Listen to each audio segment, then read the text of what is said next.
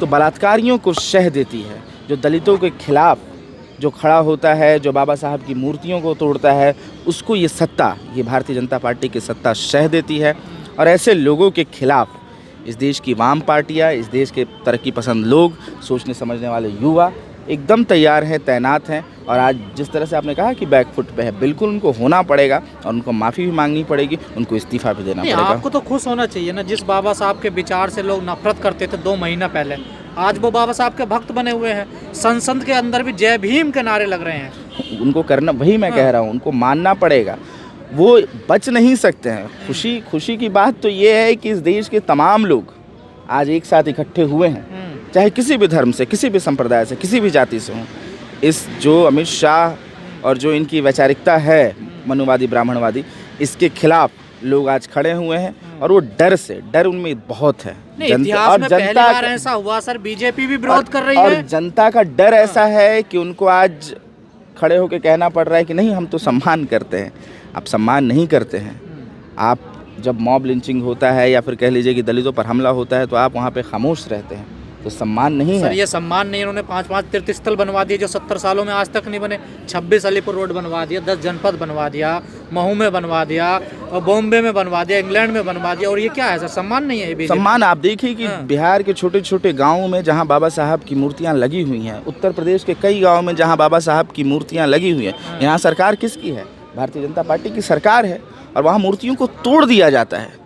जो गांव के लोग अपनी मेहनत से, अपने सम्मान के लिए, अपने बुजुर्गों की, अपने प्रेरणा स्रोत की मूर्ति लगवाते हैं, उन मूर्तियों को तोड़ देती है और सत्ता सरकार कुछ नहीं उस पर करती है। तो ये क्या सम्मान है? यहाँ देखिए कि बाबा साहब की प्रतिमाएं हैं, वहाँ पर कह लीजिए कि भगवा रंग से उनको पोत दिया जाता है। तो ये क्या कोई सम्मान है? ये सब दिखावा है बीजेपी। बिल्कुल दिखावा है। और मुझे लगता है कि चलिए आप दिखावा ही कीजिए, आप दिखावा में ही रहिए, लेकिन इस देश के लोग, क्योंकि मनुवादी लोग हैं, मनुस्मृति को मानते हैं, तो इनको नहीं समझ में आता है करें क्या। मनुस्मृति भी मानना है, संविधान भी है देश में, तो करें क्या। तो वो दिखाते कुछ हैं कि नहीं हम तो सम्मान करते हैं, लेकिन मन ही मन वो देखते हैं कि किस तरह से लोग बढ़ रहे हैं, दलित आदिवासी बढ़ रहे हैं, तो उनके मन को कचोटता है। देश तो संविधान से ही चल रहा है ना, मनुस्मृति से तो नहीं चल रहा है। बिल्कुल, और देश को संविधान से चलना ही पड़ेगा। लेकिन जो लोग कह रहे हैं कि 400 कह रहे थे कि 400 के पार आएगा तो संविधान बदल देंगे, ऐसे लोगों को कुचलना भी पड़ेगा। तो क्या यही डर? और यही भाजपा के लोगों ने कहा। आप देखिए पिछले चुनाव में किस तरह से भारतीय जनता पार्टी के लोग घूम घूम के कह रहे थे कि 400 से पार आएगा तो हम संविधान बदल देंगे, संविधान बदल देंगे। लेकिन इस देश के लोगों ने इसका प्रतिकार किया, जवाब दिया। देश के ग्रामीण युवाओं ने, अलग अलग जगह के लोगों ने बढ़ चढ़ के कहा कि इस सत्ता को हम आने नहीं देंगे। और आज भी देखिए कि ऐसी स्थिति में है, सत्ता तो बरकरार है, लेकिन ऐसी स्थिति है कि कभी भी गिर सकती है, उस स्थिति में है अभी। तो कह लीजिए कि यहाँ तक तो हमने उनको घुटने पर ला दिया है। और अभी भी ताकत हम और लगा रहे हैं, देश के लोग और ताकत लगाएंगे तो ऐसे फर्जी लोगों को, ऐसे मनुवादी लोगों को, ऐसे लोग जो मनुस्मृति को मानते हैं, ऐसे लोगों को हम नीतीश कुमार को साथ छोड़ देना चाहिए। का क्यों जिक्र करते हैं बार बार? मनुस्मृति का कोई अस्तित्व है क्या? वो तो बहुत सालों पहले ही खत्म कर रही। बिल्कुल बिल्कुल। देखिए उनको तो ये ऐसी चीज़ है कि बाबा साहब ने पहली बात 1927 में जलाया मनुस्मृति को, ठीक है।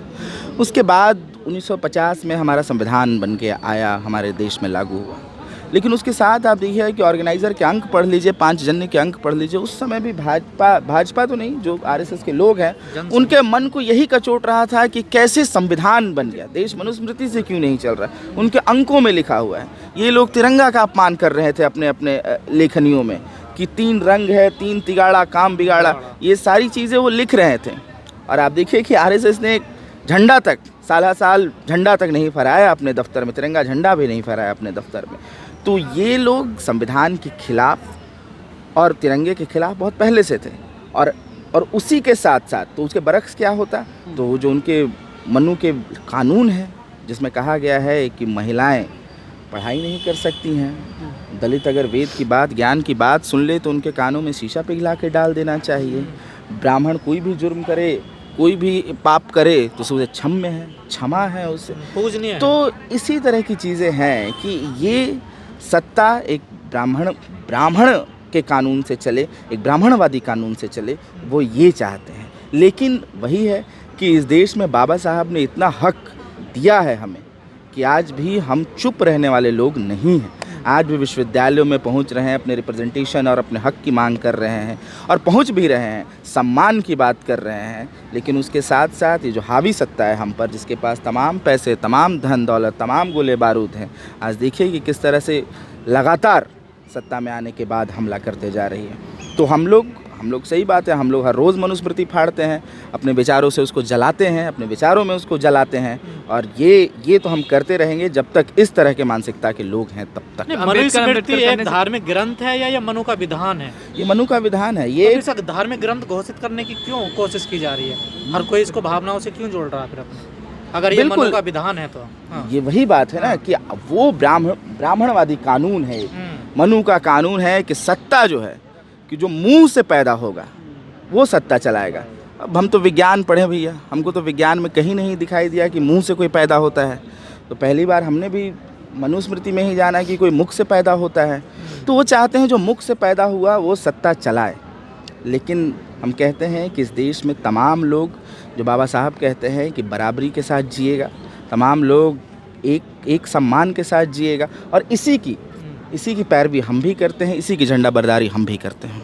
चलिए, ऊपर क्रिमिनल केस है, जब वो इलेक्शन नहीं लड़ सकते हैं तो फिर ये कैसे हो रहा है कि जिनके ऊपर क्रिमिनल केस है आप उन्हीं को टिकट दे रहे हैं? ये भी तो बताएं।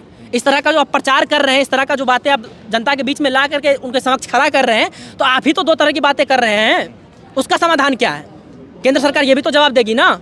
मतलब पार्टियां जो है अपराधी लोगों को टिकट दे रही है।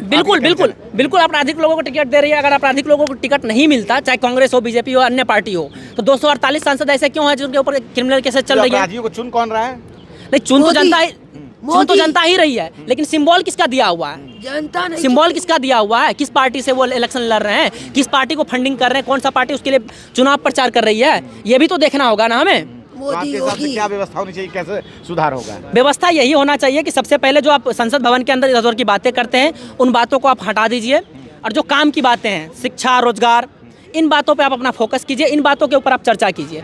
मैं पिछले 6-7 सालों में देखा हूँ कि संसद भवन के अंदर एक दिन भी ऐसा नहीं गया हो जिसपे हिंदू मुस्लिम पे चर्चा ना हुआ हो। ऐसा एक दिन भी नहीं गया, हर दिन होता है। मोदी जी कहते हैं कि हमने कभी अपने पूरे जीवन में हिंदू मुस्लिम नहीं किया। अभी लोकसभा चुनाव के दौरान उन्होंने कहा है कि अगर कभी ऐसा करूंगा तो पब्लिक लाइफ जीना छोड़ दूंगा। अच्छा, आपने सुना कि नहीं सुना? अच्छा, मैं सुना हूँ, लेकिन आप उनका जाके वीडियो देखिए ना। बीबीसी डॉक्यूमेंट्री भारत में क्यों बंद करवा रखे हैं? बीबीसी डॉक्यूमेंट्री भारत में क्यों बंद करवा रखे हैं? जब इतना ही डर आपको रहता है तो बीबीसी डॉक्यूमेंट्री खोल दीजिए, सारे लोग देखेंगे। क्यों बंद करवा रखे हैं? हमने बीबीसी डॉक्यूमेंट्री जेएनयू में जब दिखाया तो हम पे कार्रवाई हुआ, हमें उठा करके ले गए, हम पे केसेस वगैरह चलवाया गया। क्यों करवाया गया भाई? जब आपको डर ही नहीं है कि आपने हिंदू मुस्लिम किया ही नहीं कभी, तो बीबीसी डॉक्यूमेंट्री को बैन क्यों किया गया हिंदुस्तान के अंदर? इसका भी जवाब दीजिए आप। आप कह रहे हैं कि हम तो बहुत साफ छवि के हैं, तो गुजरात दंगा का जो आपके ऊपर केस चल रहा है उसका सफाई में आप कुछ कहिए। इस तरह के जो उनके ऊपर जो एलिगेशंस लगा हुआ है, तो मोदी जी उनके ऊपर भी तो कुछ बयान करें, कुछ टिप्पणी की तो करें। उस पे तो खामोश रहते थे। बीबीसी डॉक्यूमेंट्री क्यों बंद करवा रखे? उनको तो क्लियरली दिखवाइए जनता को, हर एक लोग देखें जब आप साफ छवि के हैं। तो इस भारत में तो लगातार फिल्में रिलीज हो रही है, ऐसा कौन सी है कि उनको नहीं एक ही की आप चर्चा कर रहे हैं, लेकिन और भी सारी चीजें कश्मीर के ऊपर है। यहाँ भी एक साबरमती फिल्म आई है, तो लगातार तो सब कुछ चल नहीं। साबरमती जो फिल्म है या फिर जो भी मुद्दा हो, आपने एक फिल्म देखा होगा जेएनयू के ऊपर बना है, जिसमें जेएनयू को बदनाम करने का मतलब बहुत ज़्यादा प्रयास किया गया कि यहाँ पे नक्सलाइट लोग बैठे हुए हैं। भाई ऐसा थोड़ी ना, हम लोग स्टूडेंट हैं, जेएनयू में हम लोग नक्सलाइट थोड़ी ना है, हम लोग भारत विरोधी नारा थोड़ी ना लगाते हैं जेएनयू के अंदर। वो नारा तो वहीं लगा था ना कन्हैया कुमार के समय। कन्हैया कुमार के अंदर का जो नारा लगा था, तो उसके लिए कोर्ट है ना, कोर्ट में आपने क्या किया? कन्हैया को क्लीन चिट मिला है ना। अगर वो दोषी है तो उसको आप जेल में डालिए। वो बाहर क्यों घूम रहा है? सरकार आपकी है, व्यवस्था आपका है, कानून आपका है, तो वो बाहर कैसे घूम रहा है? दम है तो उठा के दिखाओ, उसको जेल में डालो। आप शिक्षा पॉलिसी के ऊपर बोल रहे हैं, सरकार तो कह रही है कि जो नई शिक्षा नीति आई है उसमें देश के युवाओं का विकास होगा, भारत विश्वगुरु बनेगा। नहीं, भारत विश्वगुरु कैसे बनेगा? घंटा बजाने से कि पढ़ाई करने से? जब एजुकेशन का जब बजट ही आप 2% रखे हुए हैं, और जो हमारा जो सेंट्रल यूनिवर्सिटी है उसकी संख्या कितनी है? 40 से ज़्यादा नहीं है। स्टेट यूनिवर्सिटी देख लें तो 20 से ज़्यादा नहीं है। 60 यूनिवर्सिटी में कितने बच्चे पढ़ेंगे? हिंदुस्तान के अंदर इतने बच्चे हैं, 150 करोड़ आबादी है, कहाँ जाएंगे इतने बच्चे? आपने पढ़ने का रास्ता ही बंद कर दिया। और जहाँ पे सस्ता एजुकेशन सिस्टम था, जहाँ पे सस्ते एजुकेशन मिलते थे, चाहे वो BHU हो, जामिया मिलिया इस्लामिया हो, चाहे आपका JNU हो, वहाँ पे आपने फीस एकदम हाईजैक कर दिया, फीस एकदम बढ़ा दिया है। जो फीस का कीमत 10-10 हज़ार रुपए था, आज लाख-लाख रुपए देकर हम लोग पढ़ रहे हैं। फैसिलिटियाँ भी तो बढ़ाई है। कौन सा फैसिलिटी बढ़ाया? जेएनयू जाके देख लीजिए कौन सा फैसिलिटी है। आज से 10 साल पहले जो फैसिलिटी हम लोग को मिला गया था वही फैसिलिटी अभी भी है, कुछ चेंजिंग नहीं हुआ है। और मैं बताता हूँ, प्रोफेसर तक की भर्ती नहीं करते हैं, गेस्ट टीचर ला करके भर देते हैं। जो ये